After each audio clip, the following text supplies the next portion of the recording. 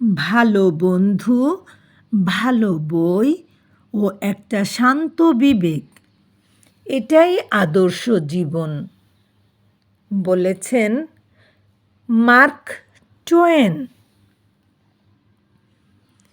বই একাকিত্বের সেরা সাথী হতে পারে। একাকিত্বে নিস্তব্ধ মুহূর্তে একটা বই পারে আপনাকে সুন্দর সঙ্গ দিতে।